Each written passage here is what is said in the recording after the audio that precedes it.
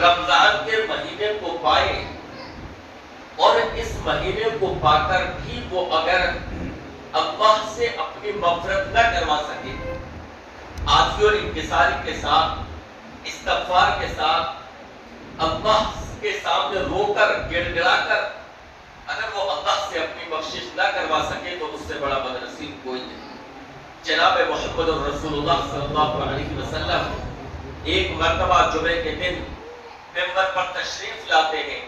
رسول گرامی علیہ السلام نے پہلی سیڑھی پر قدم رکھا تو آپ نے فرمایا آمین، دوسری سیڑھی پر قدم رکھا تو آپ نے فرمایا آمین، تیسری سیڑھی پر قدم رکھا تو آپ نے فرمایا آمین۔ حضرات صحابہ کرام نے نماز کے بعد رسول اللہ صلی اللہ علیہ وسلم سے دریافت کیا، اے اللہ کے رسول صلی اللہ علیہ وسلم، آج ہم نے ایک نئی چیز دیکھی آپ کی طرف سے۔ اس سے پہلے بھی آپ ممبر پر تشریف لائے تھے، لیکن آج ہم نے یہ دیکھا کہ آپ نے 3 مرتبہ آمین کہا، اس کی وجہ کیا ہے؟ تو رسول اللہ صلی اللہ علیہ وسلم نے فرمایا کہ حضرت جبریل جب ممبر پر میں آیا تو حضرت جبریل حاضر ہوئے اور انہوں نے 3 باتیں کہی، 3 دعائیں یا 3 بددعائیں کہہ لیجئے انہوں نے کہی، جن پر میں نے آمین کہا۔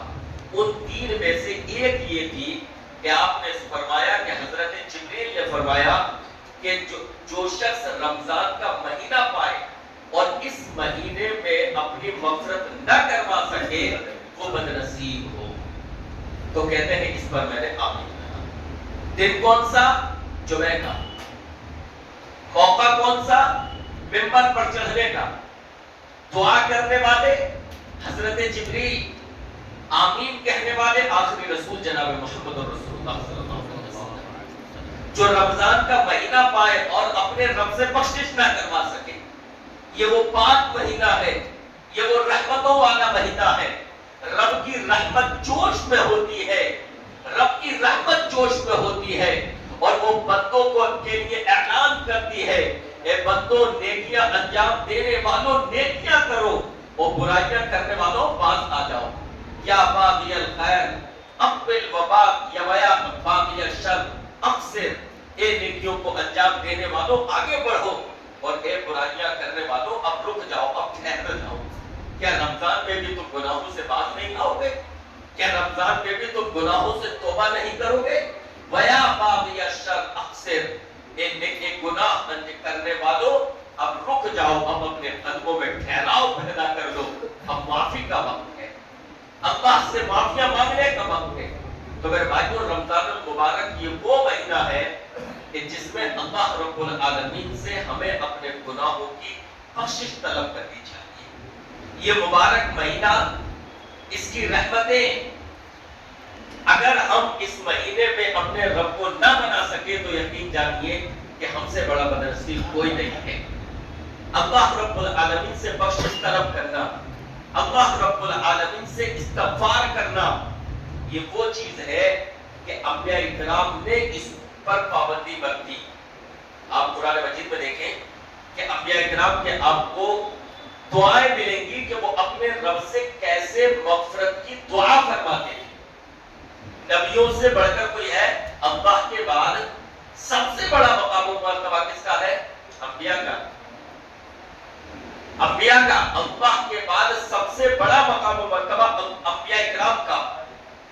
وہ معصوم ہوتے ہیں، ان سے غلطیاں نہیں ہوتی، لیکن اگر کبھی کوئی چیز ایسی ہو گئی جس کو خطا کہا جا سکتا ہے، عام طور پر وہ گناہ نہیں کرتے تھے، عام طور پر گناہ نہیں کرتے تھے، لیکن کبھی کوئی چیز اگر ان سے ایسی ہو گئی جو خطا کے دائرے میں آتی ہے تو جیسے ہی ان کو احساس ہوا فوراً اپنے رب کے حضور بخشش طلب کرتے تھے۔ انبیاء کرام کا یہ حال۔ حضرت آدم علیہ السلام، اللہ نے منع کیا کہ دیکھو فلاں درخت کے قریب مت جانا، اس سے مت کھانا، بہکاوے میں آگے شیطان نے کھا لیا، لیکن جیسے ہی احساس ہوا تو فوراً دعا کی، ربنا ظلمنا انفسنا وَإِن لَّمْ تَغْفِرْ لَنَا وَتَرْحَمْنَا لَنَكُونَنَّ مِنَ الْخَاسِرِينَ۔ اے ہمارے رب ہماری مغفرت فرما دے، ہم نے اپنی جانوں پر ظلم کیا ہے۔ نبی یہ دعا کرے اللہ سے، اللہ میں نے اپنی جان پر ظلم کیا ہے گناہ کر کے، اگر تو نے ہماری بخشش نہیں کی تو اللہ بڑا خسارہ اٹھانے والوں میں سے ہو جائے۔ حضرت نوح علیہ السلام اپنے بیٹے کو دعوت دیتے ہیں، بیٹے ارکب معنا، آؤ اس کشتی میں سوار ہو جاؤ، ایمان لے آؤ۔ بیٹے نے کہا نہیں، آج میں اللہ کے عذاب سے بچ جاؤں گا۔ کیسے بچو گے؟ پہاڑ کی چوٹی پر چلا جاؤں گا۔ حضرت نوح نے کہا کہ نہیں بچ سکتے، آج اللہ کے عذاب سے کوئی نہیں بچے گا۔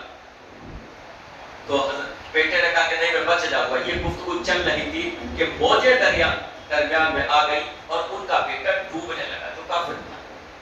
جب ڈوبنے لگا تو حضرت نوح علیہ السلام کی محبت جاگی، وہ کہا اے میرے رب میرے بیٹے کو بچا لے، جبکہ اصول کے تحت نجات پانے والے کون تھے؟ صرف اہل ایمان۔ حضرت نوح نے کہا اللہ میرے بیٹے کو بچا لے، میرا گھر والا۔ اللہ نے کہا کہ نوح تم نے بری بات کہی، یہ تمہارے گھر کا فرد نہیں ہے، تمہارے گھر کے افراد تو اہل ایمان ہیں، لہذا ایسا مطالبہ مجھ سے نہ کرنا کہ جو مناسب نہیں ہے۔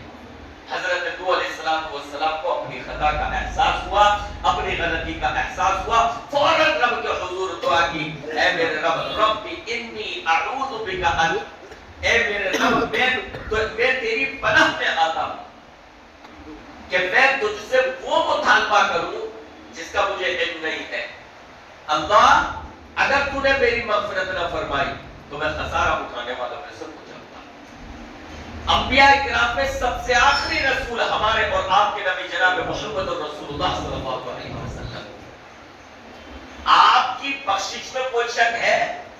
آپ جنت کے اعلیٰ درجات میں ہوں گے، کوئی شک ہے؟ لیکن آخری رسول جناب محمد رسول اللہ صلی اللہ علیہ وسلم رب سے اس قدر استغفار کرتے تھے، اس قدر استغفار کیا کرتے تھے، صحابہ کا بیان ہے ایک مجلس میں بیٹھ کر ہم نبی کے استغفار کو شمار کرتے، رسول اللہ صلی اللہ علیہ وسلم تقریباً 100 مرتبہ سے زیادہ استغفار فرماتے، جن سے کوئی گناہ نہیں ہوتے، جن کے بارے میں رب نے فرمایا کہ اے پیغمبر میں آپ کو راضی کر دوں گا، جن کو محبت اور پیار سے کہا یا المدثر یا المزمل، کہیں پیار سے فرمایا ورفعنا لک ذکرک، جن کو غمگین دیکھا اللہ نے معراج پر بلا لیا، جنتوں کی سیر کروائی، وہ پیغمبر وہ آخری رسول، صحابہ کہتے ہیں ایک مجلس میں بیٹھ کر اللہ سے اس قدر استغفار فرماتے، اس قدر استغفار فرماتے کہ ہم نے شمار کیا تو اندازہ لگایا کہ تقریباً 100 مرتبہ استغفار اللہ سے کیا ہوتا۔ کیا ہم اور آپ ہماری کوئی ایسی گارنٹی ہے کہ اللہ کے یہاں جو ہی بخش جائیں گے؟ آخری رسول جناب محمد رسول اللہ صلی اللہ علیہ وسلم کا یہ حال، تو میرے بھائیو ہم تو پھر بہت زیادہ مستحق ہیں اس بات کے کہ اپنے رب سے بخشش طلب کریں، اپنے رب سے مغفرت طلب کریں۔ رمضان کا مہینہ، رمضان کا موقع اور یہ راتیں، یہ آخری عشرہ جو چل رہا ہے، یہ ایسا موقع ہے کہ اس میں آپ اپنے رب کو راضی کر سکتے ہیں۔ رب کی رحمت جوش میں آتی ہے اور رب ایسا پیارا رب جو خود اس بات کو پسند فرماتا ہے کہ اس کے بندے اس سے بخشش طلب کریں، اس کے بندے اپنے گناہوں کی معافی مانگیں، اپنے گناہوں کا احساس کریں، خود یہ چاہتا ہے۔ اللہ تعالیٰ نے فرمایا قرآن مجید میں، اللہ اکبر، فرمایا الم یعلموا ان اللہ هو یقبل التوبۃ عن عبادہ، کیا لوگوں کو یہ معلوم نہیں ہے، کیا انہیں یہ معلوم نہیں ہے کہ اللہ تعالیٰ ہی توبہ کو قبول فرمانے والا ہے؟ کیا لوگوں کو یہ معلوم نہیں ہے اللہ ہی توبہ کو قبول فرمانے والا ہے؟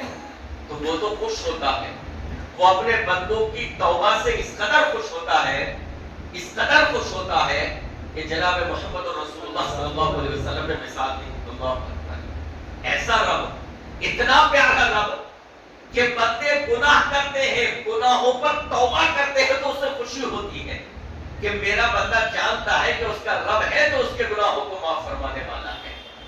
میرا بندہ جانتا ہے کہ اس کا رب ہے جو اس کے گناہوں کو معاف فرمانے والا ہے، لہذا اپنے بندے کے توبہ کرنے پر وہ خوش ہوتا ہے۔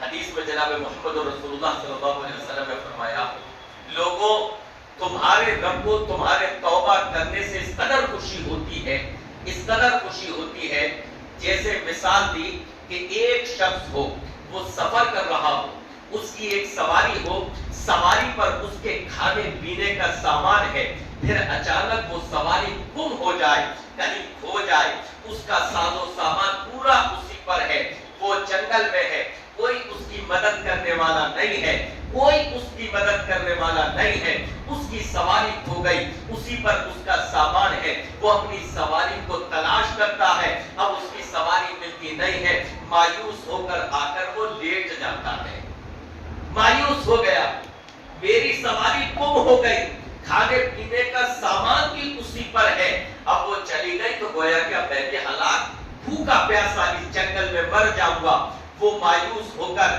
لیٹ جاتا ہے اور اس کو نیند آتی ہے، اتنے میں اس کے پاس آ کر اس کی سواری کھڑی ہو جاتی ہے، اس کی آنکھ کھلتی ہے، اپنی گم سواری کو اپنے سامنے پاتا ہے، اس کو اس قدر خوشی ہوتی ہے، اس قدر خوشی ہوتی ہے کہ خوشی میں اس کی زبان سے نکلتا ہے، اے اللہ، اللہم انت عبدی و انا ربک، اے اللہ میں تیرا رب ہوں، تو میرا بندہ ہے۔ رسول گرامی علیہ السلام نے فرمایا خوشی میں اس کی زبان سے یہ غلطی ہوئی، جان بوجھ کر نہیں، خوشی میں۔ اندازہ لگاؤ اس شخص کی خوشی کا کیا، کس قدر اسے خوشی ہوئی ہوگی کہ خوشی میں اس کی زبان بھی کام صحیح طریقے سے نہیں کر رہی اور خوشی میں کہہ بیٹھتا ہے، کہنا یہ چاہیے اللہ تو میرا رب ہے، میں تیرا بندہ، لیکن خوشی میں اس کی زبان سے نکلتا ہے کہ میں تیرا رب تو میرا بندہ۔ نبی علیہ السلام نے فرمایا خوشی میں اس سے خطا ہوئی ہے، جس قدر اس کو خوشی ہوئی اللہ کو تمہارے توبہ کرنے سے اس سے زیادہ خوشی ہوتی ہے۔ ہم اس سے کیوں نہ بخشش طلب کریں، ہم اس سے کیوں نہ مغفرت طلب کریں، جبکہ وہ رب اعلان فرماتا ہے قل یا عبادی الذین اسرفوا علی انفسہم لا تقنطوا من رحمت اللہ، اے نبی میرے بندوں سے کہہ دو کہ جنہوں نے اپنی جانوں پر ظلم کیا ہے، جو گناہوں میں لت پت ہے، جو گناہ کرتے رہے ہیں، جن کی زندگیاں گناہوں میں گزر رہی ہے، رب سے مایوس مت ہو۔ کبھی یہ نہ سوچنا کہ ہماری اتنی زندگی گناہوں میں رہتے ہوئے گزر گئی، اب ہم سیدھی راہ پر آ کر کیا کریں گے۔ کبھی یہ نہ سوچنا کہ گناہ کرتے کرتے ہماری داڑھی کے بال سفید ہو گئے، ہمارے سر کے بال سفید ہو گئے، اب توبہ کریں گے اللہ کیسے معاف کرے گا۔ اللہ فرماتا نہیں، اے نبی میرے بندوں سے کہہ دو کہ جنہوں نے گناہ کرتے کرتے اپنی جانوں پر ظلم کیا ہے، میری رحمت سے مایوس مت ہو، میں سارے گناہوں کو معاف کر دوں گا۔ بس اللہ یہ چاہتا ہے اس کے حضور آ جائیے اور اس سے معافی مانگ لیجئے، سچے دل سے اس سے توبہ کر لیجئے۔ اللہ فرماتا ہے اگر اے بندو تمہارے گناہ آسمان تک پہنچ گئے ہو تب بھی میں تمہارے گناہوں کو معاف فرما دوں گا، سمندر کے جھاگ کے برابر بھی اگر تمہارے گناہ ہو تب بھی میں تمہارے گناہوں کو معاف فرما دوں گا۔ بس ضرورت اس بات کی ہے کہ توبہ کیسی ہو، خالص توبہ کا کیا مطلب ہے؟ یا ایھا الذین آمنوا توبوا الی اللہ توبۃ نصوحا، اے اہل ایمان سچی توبہ کرو، توبۃ نصوحا، خالص توبہ۔ خالص توبہ کا کیا مطلب ہے؟ خالص توبہ کا مطلب یہ ہے، ایک تو یہ کہ انسان سے جو گناہ ہوا اس پر وہ شرمندہ ہو، اگر شرمندہ نہیں ہو اور اللہ سے توبہ کر رہا ہے تو اللہ اس کی توبہ کو قبول نہیں فرمائے گا۔ شرمندگی ضروری ہے، اندر احساس، ندامت، غلطی ہوئی ہے مجھ سے، بھئی انسان ہے، غلطی ہو جاتی ہے، کون یہ دعویٰ کر سکتا ہے کہ مجھ سے گناہ نہیں ہوتے؟ جانتے ہیں انسان ہے۔ رسول اللہ صلی اللہ علیہ وسلم نے فرمایا کہ انسان جو ہے اس سے خطائیں ہوتی ہے، وَخَيْرُ الْخَطَّائِنَ التَّوَّابُونَ، لیکن خطا کرنے والے بہترین لوگ کون ہیں؟ توبہ کرنے والے۔ گناہ ہو جاتا ہے یہ اتنی بڑی بات نہیں ہے، گناہ کرنے کے بعد توبہ نہ کرنا یہ بڑی بات ہے. یہ اللہ کے یہاں ناراضگی کا سبب ہے کہ میرا بندہ توبہ کیوں نہیں کر رہا. تو پہلی شرط یہ ہے کہ اپنے اس گناہ پر نادم ہو, شرمندہ ہو کہ مجھ سے بہت بڑی غلطی ہو گئی, اندر سے محسوس کرے, اس شرمندگی کے آثار اس کے چہرے پر نمایاں ہو. کوئی غلطی ہو جاتی ہے گھر پر, گھر والے جان لیں کوئی غلطی ایسی ہو گئی تو آپ کیا کرتے ہیں, گھر والوں سے نگاہ نہیں ملاتے نا, احساس ہوتا ہے نا کہ اب اس سے غلطی ہوئی ہے اور ماں باپ کو پتا چل گیا, بھائیوں کو پتا چل گیا, نگاہ نہیں ملاتے. وہ جو اندر سے احساس ہوتا ہے وہ شرمندگی ہونی چاہیے, وہ احساس ہونا چاہیے. تو توبۃ نصوحہ کی پہلی شرط کہ شرمندہ ہو اپنے گناہ پر. دوسری چیز, دوسری شرط یہ کہ گناہ کو چھوڑ دے. اگر انسان گناہ کرتا رہے اور پھر اللہ سے بھی توبہ کرے تو اللہ تعالیٰ اس کی توبہ کو قبول نہیں فرمائے گا, اس گناہ کو چھوڑ دے. تیسری شرط, اللہ توبہ تبھی قبول فرماتا ہے. تیسری شرط یہ ہے آئندہ اس گناہ کو نہ کرنے کا پکا ارادہ کرے. نہ توبہ قبول نہیں ہوتی. توبہ کر رہا ہے اللہ سے, اللہ مجھے معاف فرما دے, اور دل میں یہ ہے موقع ملے گا تو یہ گناہ پھر کروں گا. توبہ اللہ قبول, تو اس گناہ کو چھوڑ دے, اس پر شرمندہ ہو, آئندہ نہ کرنے کا پکا ارادہ ہو دل سے. دل کے حالات کو ہوتا جانتا ہے, ہاں پھر بھی اگر اس سے گناہ ہو جائے, چاہے 100 گناہ, اللہ معاف فرما دے گا. اللہ چاہے 100 گناہ اس سے دوبارہ پھر ہو جائے. آتا ہے حدیث میں کہ بندہ گناہ کرتا ہے, معافی مانگتا ہے, اللہ معاف فرما دیتا ہے. پھر گناہ کرتا ہے, پھر معافی مانگتا ہے, اللہ پھر معاف فرما دیتا ہے. تو پھر اگر 100 گناہ ہو گیا اللہ معاف فرما دے گا اگر وہ سچے دل سے معافی مانگے گا. لیکن توبہ کرتے وقت دل میں یہ نہیں ہونا چاہیے توبہ تو کر رہا ہوں لیکن پھر یہ گناہ کروں گا تو اللہ تعالیٰ توبہ قبول نہیں کرتا. تو میرے بھائیوں یہ 3 شرطیں ہیں خالص توبہ کے لیے. ان تینوں چیزوں کا لحاظ رکھتے ہوئے اگر بندہ اللہ سے توبہ کرتا ہے اللہ اس کی توبہ کو قبول فرماتا ہے. صحابہ اللہ اکبر, انبیاء کے بعد سب سے معزز شخصیات کون ہے؟ صحابہ. صحابہ کون؟ جنہوں نے رسول گرامی علیہ الصلوۃ والسلام کا دیدار کیا ہے. اللہ اکبر.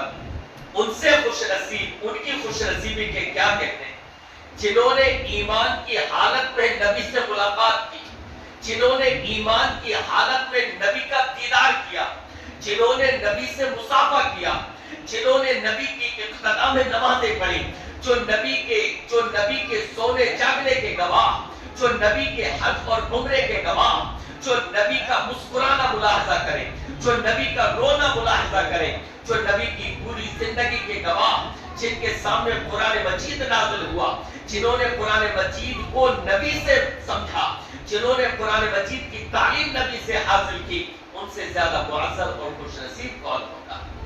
لیکن ان صحابہ کا یہ حال تھا, اللہ کا ڈر اس قدر تھا کہ اگر کبھی کوئی گناہ ہو گیا, پہلی بات تو کہ صحابہ سے وہ بھی گناہ سے بہت دور رہتے تھے, لیکن اگر ان سے کبھی کوئی گناہ ہو گیا تو فوراً اللہ رب العالمین سے مغفرت طلب کرتے تھے, بخشش مانگتے تھے. معمولی گناہوں کو بھی وہ بڑا سمجھا کرتے تھے, بڑا. حضرت انس رضی اللہ عنہ اور حضرت عبداللہ ابن مسعود رضی اللہ عنہ, حضرت عبداللہ ابن مسعود رضی اللہ عنہ فرماتے ہیں, کہتے ہیں کہ مومن جو ہوتا ہے نا, مومن وہ گناہ کو ایسے دیکھتا ہے جیسے پہاڑ اس کے اوپر ہو اور وہ نیچے بیٹھا ہو. ان المؤمن یری ذنوبہ کأنہ قاعد تحت جبل یقع علیہ, جیسے وہ پہاڑ اس کے اوپر ہو اور وہ نیچے بیٹھا ہو, پہاڑ اس پر گر پڑے گا. مومن کی مثال ایسے ہوتی ہے, وہ گناہ کو ایسے دیکھتا ہے. اور فاجر و فاسق وہ گناہ کو ایسے سمجھتا ہے کأذناب مکھی کی طرح, جیسے مکھی اس کی ناک میں بیٹھی ہے, اس کی نگاہوں میں اس کی کوئی حیثیت نہیں ہوتی. مومن گناہوں کو بڑا سمجھتا ہے کہ یہ ہم پر گرنا پڑے. جیسے پہاڑ گر جائے اس سے ڈر لگتا ہے، ایسے مومن جو ہے گناہ کو دیکھتا ہے. رسول گرامی علیہ السلام کے زمانے میں صحابہ فرماتے ہیں کہ جن گناہوں کو آج تم معمولی سمجھتے ہو، نبی کے زمانے میں ہم انہیں بڑا گناہ سمجھتے تھے، ایسا بڑا گناہ جو ہلاک کر دینے والا ہو، جنہیں آج معمولی سمجھا جاتا ہے. آج دیکھیں کس قدر گناہوں میں ہم ملوث ہیں، ہم کس قدر گناہوں میں ملوث ہیں اور اس کا احساس تک نہیں ہے. بڑی چیز یہ ہے کہ اس کا احساس نہیں ہے کہ ہم کچھ غلط کر رہے ہیں. آپ دیکھیں عقیدے کے معاملے میں، توحید کے معاملے میں دیکھ لیں کہ پورا کا پورا جمع غفیر، پوری کی پوری بھیڑ وہ اپنی توحید کا سودا کر رہی ہے، شرک میں ملوث ہے، غیروں کے سامنے سجدے کیے جا رہے ہیں، غیر اللہ کو سے استغاثہ کیا جا رہا ہے، ان سے مدد طلب کی جا رہی ہے، اور اس بات کا اسے احساس تک نہیں ہے کہ میں کچھ غلط کر رہا ہوں. کوئی پرواہ نہیں ہے، کوئی احساس نہیں ہے کہ میں کتنے بڑے گناہ میں ملوث ہوں اور مجھے اپنے عقیدے کا جائزہ لینا چاہیے، اپنی توحید کا جائزہ لینا چاہیے. اب جو بار بار علماء حضرات کہتے ہیں کہ اللہ کی یہاں شرک کی معافی نہیں ہے، تو کوئی تو بات ہوگی، لہذا میں بیٹھوں علماء کے پاس بیٹھوں، ان سے سمجھوں توحید کے بارے میں، ان سے سمجھوں شرک کی ہولناکی کے بارے میں، اور میں اپنے عقیدے کو درست کروں. کوئی پرواہ نہیں. بدعات میں دیکھیں کس قدر ملوث ہے. رسول گرامی علیہ السلام جو دین لے کر آئے تھے، آج مسلمان اس دین کو اس خالص شکل میں ماننے کے لیے تیار نہیں ہے، بلکہ وہ یہ کہتا ہے. رسول گرامی علیہ السلام کے زمانے میں اگرچہ یہ چیز نہ ہوئی، صحابہ نے اگرچہ یہ چیزیں انجام نہ دی، لیکن ہم اس کو انجام دیں گے. جبکہ بدعت، رسول اللہ صلی اللہ علیہ وسلم نے فرمایا کہ ہر بدعت گمراہی ہے اور ہر گمراہی جہنم میں لے جانے والی ہے. کوئی احساس نہیں ہے. اس کے علاوہ دیکھیں نمازوں کو چھوڑنا، نمازوں کا ضیاع کرنا، پورا کا پورا گھر بے نمازی، پورا کا پورا گھر بے نمازی، لیکن کوئی پرواہ نہیں ہے. نہ باپ کو پرواہ ہے، نہ ماں کو پرواہ ہے کہ ہم خود بھی نماز نہیں پڑھتے، نہ ہماری اولاد نماز پڑھتی ہے.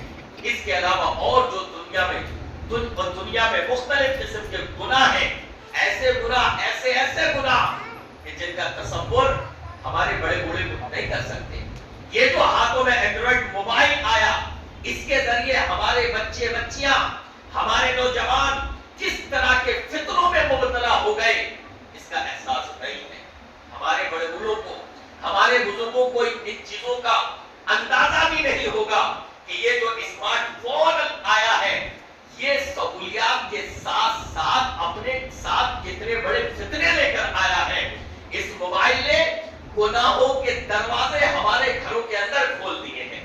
پہلے اس کو گناہ کرنا ہوتا تھا، وہ باہر جاتا تھا، کوشش کرتا تھا، پھر اگر اس کی کوشش کامیاب گئی تو وہ گناہ کر پاتا تھا، ورنہ نہیں. آج اس موبائل کے ذریعے گناہ کے دروازے ہمارے گھروں کے کمروں کے اندر کھلتے ہیں، اور وہ چیز ہمیں اپنے اولاد کو آسانی سے فراہم کر رکھی. ان کی کوئی نگرانی نہیں ہے، ان کے موبائل کی کوئی دیکھ بھال نہیں ہے کہ یہ کیا چیز دیکھ رہے ہیں، کن چیزوں میں ملوث ہیں، تو پرواہ نہیں ہے. میرے بھائی جو صحابہ کرام کا میں ایک واقعہ ایک صحابی رسول کا آپ کے سامنے رکھ کر اپنی بات کو ختم کروں کہ ان کو کس قدر احساس ہوتا تھا اپنی غلطی کا، کس قدر احساس ہوتا تھا. وہ احساس ہمیں اپنے اندر پیدا کرنے کی ضرورت ہے. گناہ ہو جائے یہ اتنی بڑی چیز نہیں ہے. آپ آدم کے اولاد ہیں، انسان ہے، انسان سے گناہ ہو جاتا ہے. غلط یہ ہے، اللہ کی نگاہوں میں غضب کی بات یہ ہے اس گناہ پر ڈٹے رہنا اور اس پر شرمندگی نہ ہو، اللہ سے توبہ نہ کرے انسان، اللہ کی نگاہوں میں یہ غضب کی چیز ہے. رسول گرامی علیہ السلام کے پاس ایک صحابی آتے ہیں، حضرت ماعز رضی اللہ عنہ، اور آ کر کہتے ہیں اللہ کے رسول صلی اللہ علیہ وسلم طہرنی، مجھے پاک کر دیجیے. یعنی مجھ سے کوئی ایسا ایک گناہ ہو گیا ہے، سخت گناہ، جس کی کی وجہ سے مجھ پر حد جاری ہوتی ہے، مجھے سزا دیجیے، مجھ پر حد جاری ہوتی ہے۔ رسول اللہ صلی اللہ علیہ وسلم نے فرمایا بیحق ارجع واستغفر اللہ، افسوس جاؤ لوٹ جاؤ اللہ سے معافی مانگ لو۔ رسول اللہ صلی اللہ علیہ وسلم کا یہ معمول تھا۔ آپ تو بڑے نرم دل تھے نا، بڑے شفیق تھے۔ آپ علیہ السلام یہ چاہتے تھے میرے کسی صحابی سے اگر کوئی لفظش ہو جائے انسان ہونے کے ناطے، وہ میرے پاس آ کر اس کو بیان نہ کرے، اگر میرے پاس آئے گا تو میں سزا پھر شریعت کے مطابق دوں گا۔ لہذا جب تک معاملہ میرے پاس نہیں آیا، اس کے اور رب کے درمیان ہے، وہ اللہ سے معافی مانگ لے، وہ معاف فرما دے گا، میرے پاس آ کر اپنی بات بیان نہ کرے۔ لہذا آپ نے واپس کر دیا ارجع واستغفر اللہ، جاؤ اللہ کے پاس اللہ سے معافی مانگ لو، لوٹ جاؤ۔ آپ نے تفصیل نہیں پوچھی کیا گناہ ہوا، وہ گئے فرجع غیر بعید، تھوڑی دور گئے پھر واپس آئے، اے اللہ کے رسول صلی اللہ علیہ وسلم طاہرنی، مجھے پاک کر دیجیے، مجھے سزا دیجیے، مجھ سے گناہ ہو گیا ہے۔ آپ نے پھر فرمایا ارجع واستغفر اللہ، ویحک ارجع واستغفر اللہ، افسوس جاؤ لوٹ جاؤ، واپس چلے جاؤ، اللہ سے بخشش کر لو، اللہ معاف فرما دے گا، چلے جاؤ۔ حدیث میں آتا ہے پھر تیسری مرتبہ گئے، پھر آئے پلٹ کر، اللہ اکبر، کیا احساس تھا دل میں، کیا ندامت تھی۔ آج ہماری زندگیاں پوری کی پوری گناہوں میں گزر گئی، بچے سے ہم جوان ہو گئے، جوانی سے ہم بوڑھے ہو گئے، اور احساس نہیں ہے کہ ہماری زندگی کیسے گزر رہی ہے، احساس نہیں ہے۔ اگر احساس ہو تو اللہ سے معافی مانگ لے، آج توبہ کر لے، کل نہیں آج اپنی زندگیوں کو تبدیل کر لے۔ رمضان میں اگر اپنے آپ کو نہ بدلا تو پھر کوئی موقع نہیں آئے گا اپنے آپ کو بدلنے کا۔ عادی ہے آپ سگریٹ پینے کے، عادی ہے آپ بیڑی پینے کے، عادی ہے آپ گٹکا کھانے کے، اور سمجھتے ہیں کہ اسے چھوڑ نہیں پائیں گے۔ میرے بھائی جو چھوڑ دیں گے، ارادہ پختہ کیجئے، ارادہ پکا کیجئے، اللہ کا ڈر پیدا کیجئے کہ اللہ نے ہر نشاور چیز کو حرام قرار دیا ہے، گٹکا بھی حرام ہے، بیڑی بھی حرام ہے، سگریٹ بھی حرام ہے، مکروہ نہیں حرام ہے۔ لہذا انشاءاللہ پکا ارادہ بنا لیجئے، چھوڑ دیں گے، پکا ارادہ ہونا چاہیے۔ کیا احساس تھا حضرت ماعز کے یہاں، وہ کون سی چیز تھی؟ نبی فرما رہے ہیں واپس چلے جاؤ، اور بار بار آتے ہیں اللہ کے رسول مجھے پاک کر دیجئے، مجھ سے گناہ ہو گیا ہے بڑا۔ جب تیسری مرتبہ بھی آئے وہ واپس، تو آپ صلی اللہ علیہ وسلم نے اب تیسری مرتبہ پوچھا فیما اطہرک، ماعز اس چیز کے سلسلے میں پاک کروں، کیا گناہ ہو گیا؟ اللہ کے رسول صلی اللہ علیہ وسلم زنا ہو گیا، بدکاری ہو گئی ہے مجھ سے۔ آپ صلی اللہ علیہ وسلم نے کہا رے دیکھنا یہ پاگل تو نہیں ہے، ہوش و حواس میں ہے، ایسا کیسے ہو سکتا ہے انسان سے یہ چیز ہو جائے اور اسے معلوم ہو اس کی سزا پتھروں سے مار مار کر ہلاک کر دینا ہے، پھر بھی یہاں آ کر اقرار کرے، کیسے ہو سکتا ہے؟ صحابہ کہتے تھے نا ان کے بعد کہ ماعز نے ایسی توبہ کی ہے، اپنے آپ کو آ کر نبی کے حوالے کر دیا کہ مجھے قتل کر دو، اس سے بڑی توبہ کیا ہوگی؟ پاگل تو نہیں ہے یہ، ابھی جنون۔ تو صحابہ نے کہا اللہ کے رسول صلی اللہ علیہ وسلم نے پاگل نہیں ہے، صحیح ہے، ہوش و حواس میں ہے، شراب تو نہیں پی لی، کہیں نشے میں تو نہیں بول رہا۔ تو ایک صحابی کھڑے ہوئے، صبح اللہ کے رسول صلی اللہ علیہ وسلم نے شراب نہیں پی ہے۔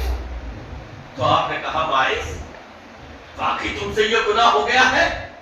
ہاں اللہ کے رسول صلی اللہ علیہ وسلم مجھ سے یہ گناہ ہو گیا ہے۔